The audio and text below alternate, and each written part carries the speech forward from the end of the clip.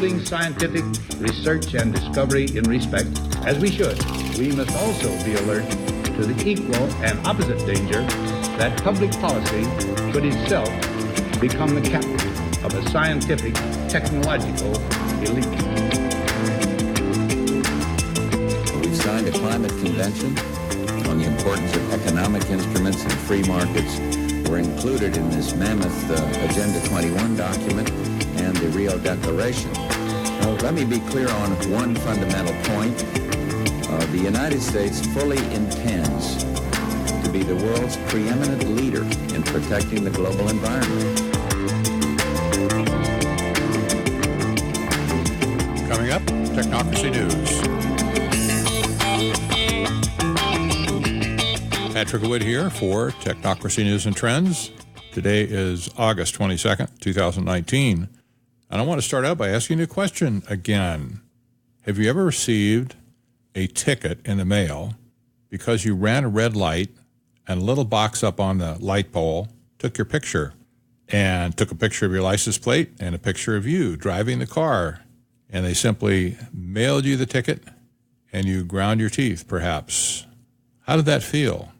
Have you ever talked to anybody that likes red light cameras, that says, oh, that's a great idea. I don't mind getting those tickets at all. It saves me the time that the policeman has to pull me over and bust me on the spot. I don't know. I don't think anybody has taken a liking to the so-called red light photo enforced cameras that are basically all over America. The first article is headlined, How Red Light Cameras Undermine the Rule of Law. And it starts out, speed and red light cameras are the bane of many motorists. A modern idea made possible by technology. They have been installed in at least 24 states. Although these cameras are a revenue boon for governments across the nation, their intrusion into daily life is disturbing, and their constitutionality is dubious. Specifically, use of these cameras could violate the Sixth Amendment. The Confrontation Clause grants criminal defendants the right to be confronted with the witnesses against them.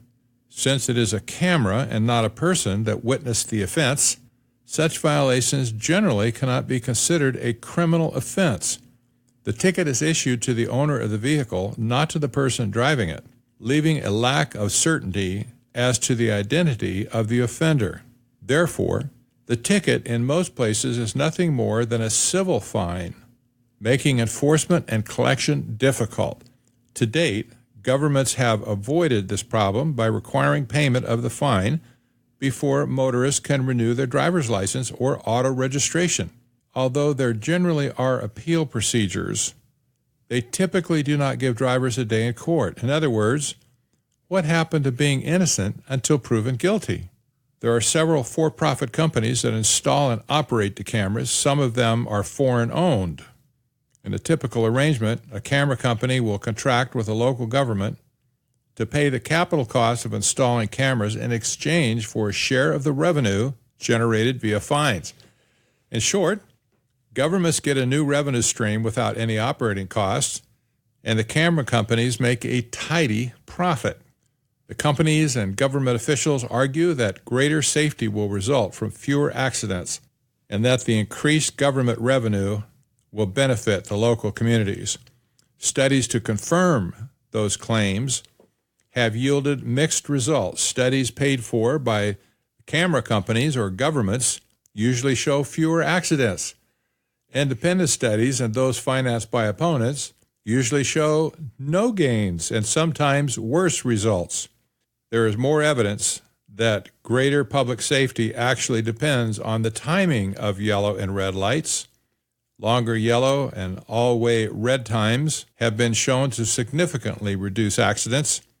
Sometimes local governments actually decrease yellow light timing to catch more red light runners, a result of the perverse financial incentives that tempt government officials and camera companies.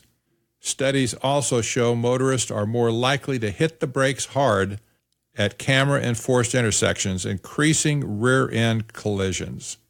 Unsurprisingly, these cameras are deeply unpopular.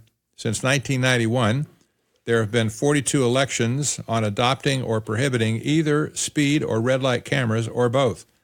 In all but 2 of these, voters have opposed the cameras by an average margin of 63%. Well, we don't need to say any more about red light cameras. They're an absolute travesty of justice.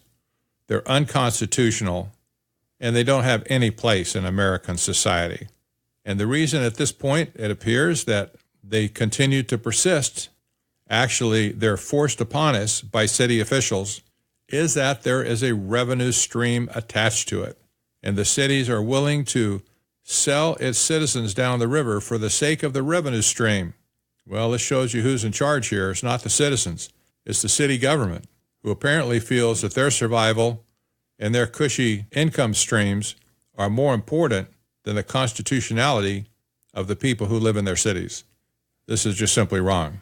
This is another issue that could be tackled on local basis all over the country to get rid of these things. If your city has them installed and your city is making money off these, you have an opportunity to have your voice heard and to get in there and mix it up with them and say, this needs to stop. It's violating your constitutional rights. The next story is just about as aggravating as a red light camera, and that has to do with homelessness. Well, homelessness is a problem, as you know, especially in the West, especially in cities like Los Angeles, San Francisco, Seattle, many other cities up and down the West Coast.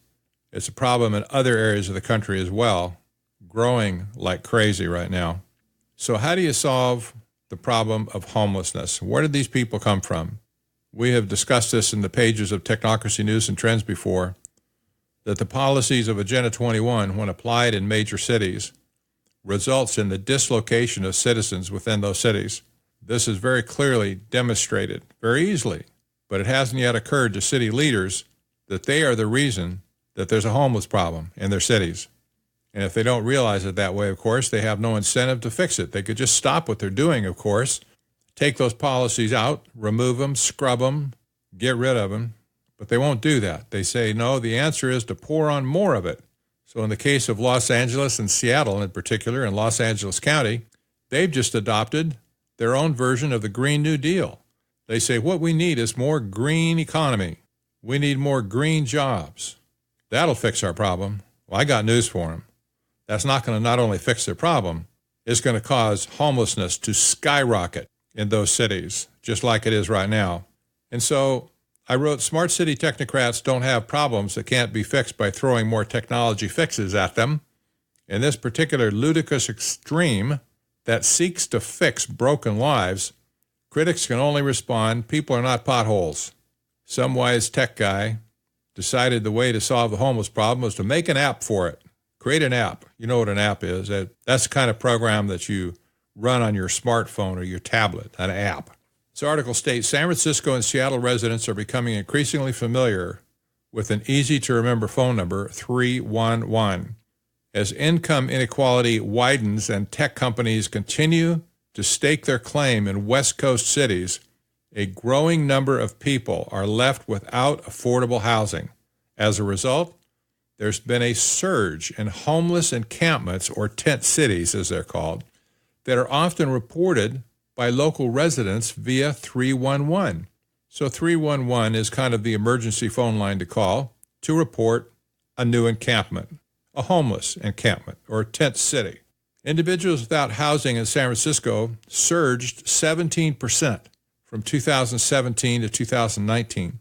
The Seattle Times reports that King County, Washington, home of Seattle, saw an 8% decrease in the county's homelessness in 2019, but that estimate is doubted by a city council member and service providers. And despite the reported decrease, there was a 309% uptick of people living in tents or unsanctioned encampments. The encampments have stirred back and forth debate among business owners, residents, and local politicians about how to deal with the homelessness problem. True to form, many cities have proposed tech-oriented solutions using apps to locate homeless people and get individuals off the street.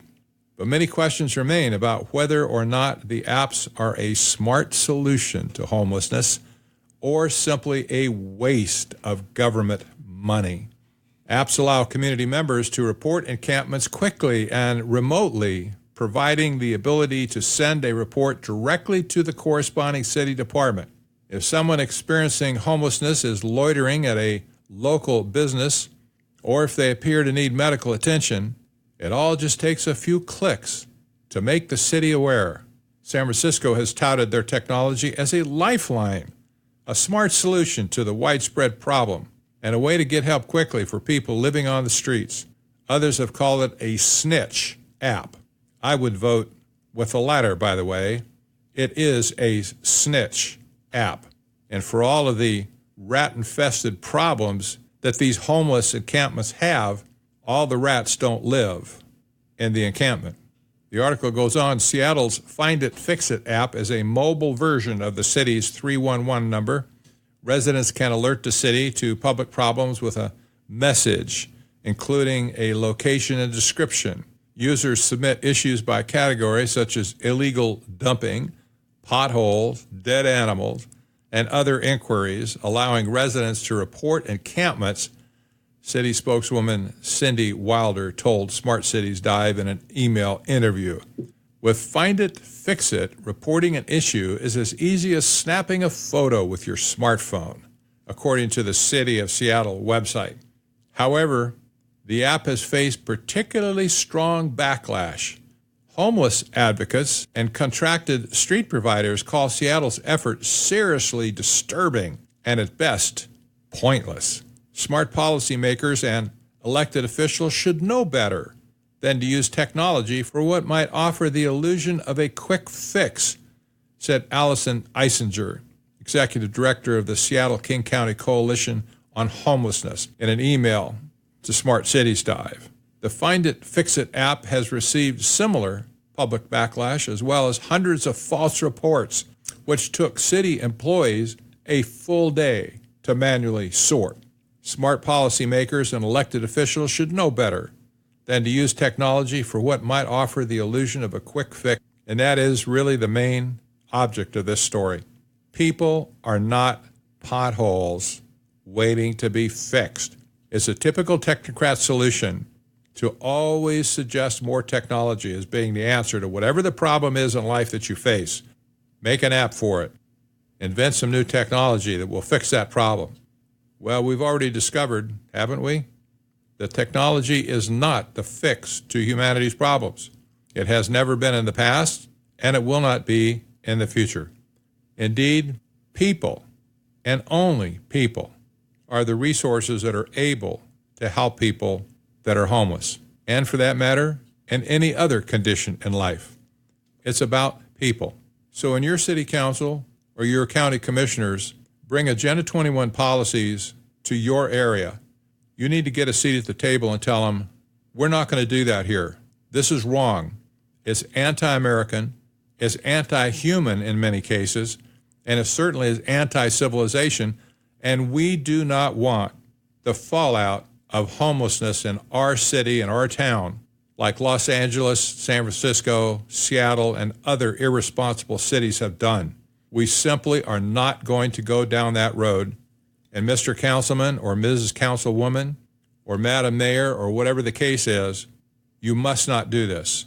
It simply is not what we want in our community. And people are not potholes just waiting to be fixed. The last story, and certainly the most important story of today, is titled Poverty, the Compassion Cartel, and Environmental Racism.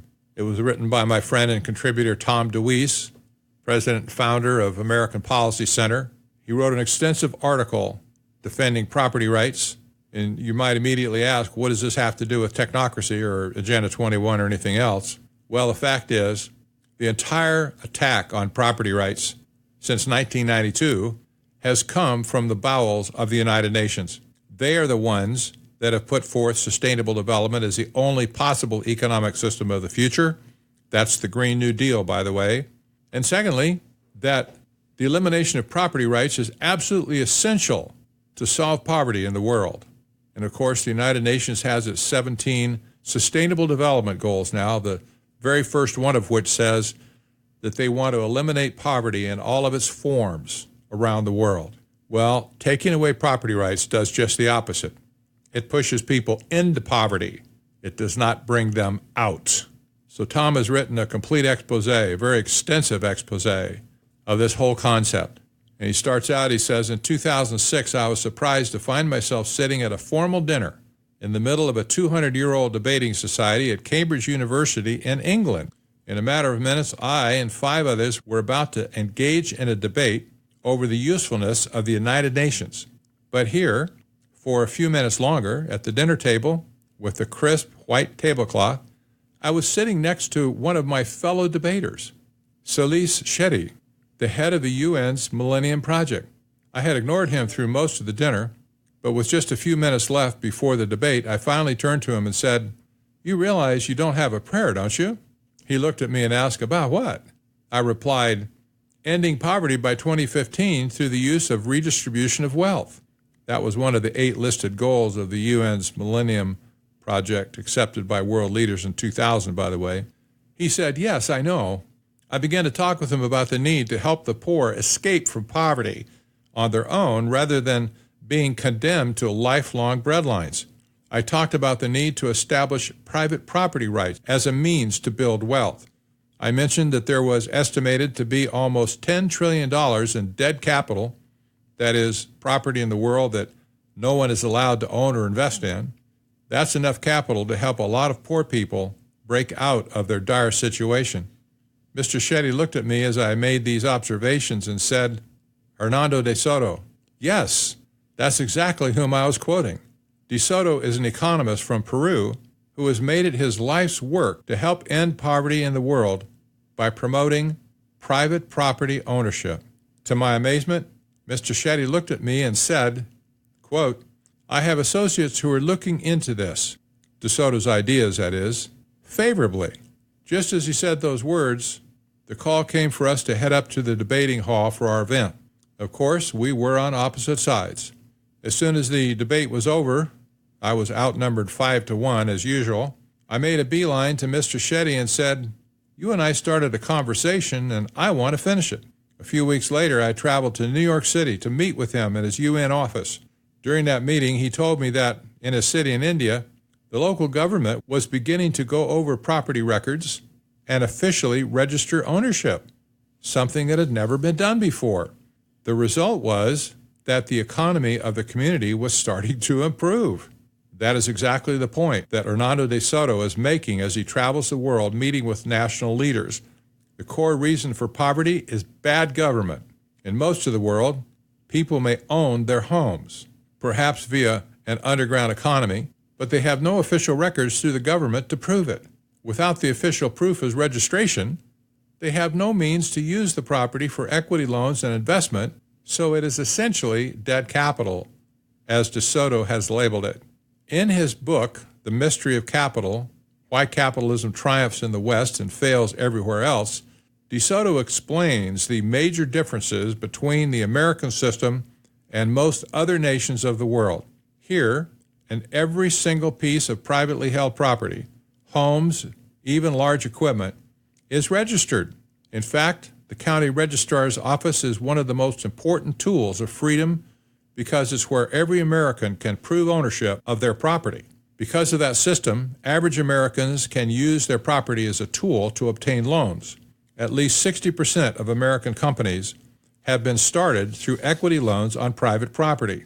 And those privately held companies went on to employ about 60% of the American workforce. That is how private property ownership made the United States the richest nation in the world almost overnight. Lack of such a system is the reason much of the rest of the world fell into extreme poverty. In those cases, the people have no way out of poverty, and they're forced to rely on government handouts.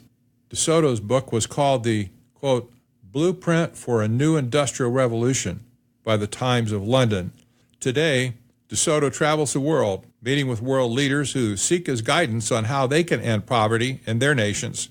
Yet when he tells them the secret is private ownership of property, many balk, telling him with a troubled smile that the people in their nations just aren't ready for such a policy. They don't understand the concept of private property ownership. So the promise of a great new financial revolution that could spread wealth and freedom to every corner of the world never gets off the ground. And the story goes on. It's quite long. I highly recommend that you read the entire article because it is pivotal in the understanding of what sustainable development is trying to do to our nation and the world for that matter.